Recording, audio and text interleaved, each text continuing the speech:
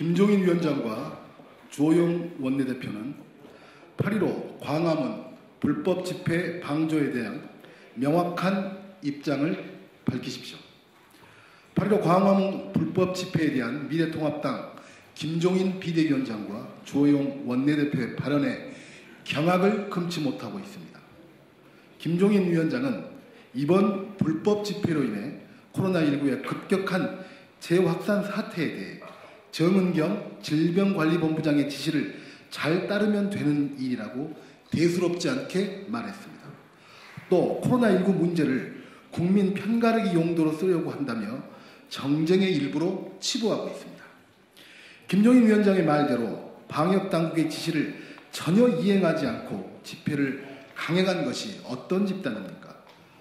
서울시의 집회금지 조치를 무시하고 불법 집회에 가담한 것은 과연 어떤 집단입니까? 국민이 분노하는 대상이 어떤 집단인지 전혀 모르는 것입니까? 지난 11일 김종인 위원장은 당원들 스스로가 참여하고 싶은 건 다 자유롭게 참여할 수 있는 것이라고 온 국민이 보는 앞에서 말했습니다. 당원의 자발적 참여를 보장해놓고 그게 야당하고 무슨 상관이냐는 적반하장식 태도를 보이고 있습니다. 그렇기 때문에 홍문표 의원, 김진대 춘천갑 당협위원장, 민경욱 연수구을 당협위원장에 대해 어떤 조치도 없는 것입니까? 주호영 원내대표는 또 뭐라고 말했습니까? 감염 위협을 무릅쓰고 나갔다는 엄중한 메시지를 새겨들어야 한다며 불법 집회를 옹호했습니다.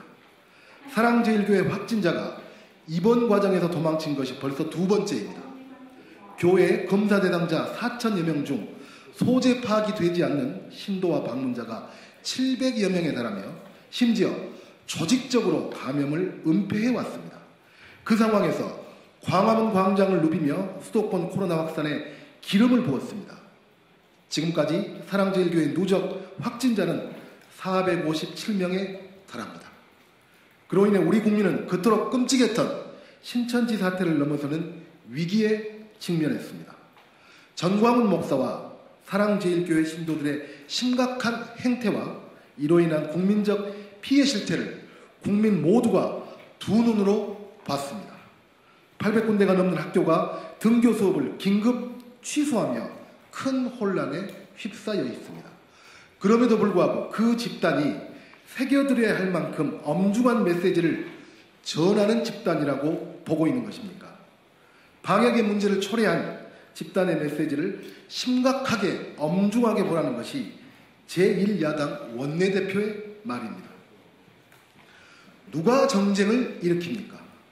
바이러스 테러를 하고 있다며 당당하게 외치는 전광훈 목사야말로 방역의 문제를 정치화하는 것 아닙니까?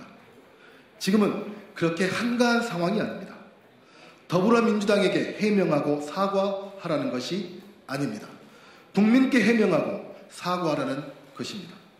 김종인 위원장과 주호영 원내대표에게 다시 한번 국민의 이름으로 엄중하게 묻습니다.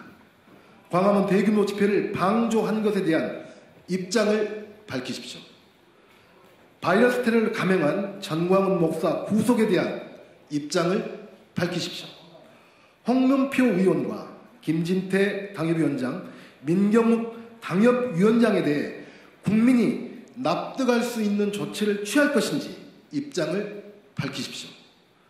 국가방역 교란과 코로나 재확산을 초래한 지지 세력에 대해 응당한 책임을 질 것과 그에 대해 국민들께 즉각 사과할 것을 다시 한번 강력히 촉구합니다.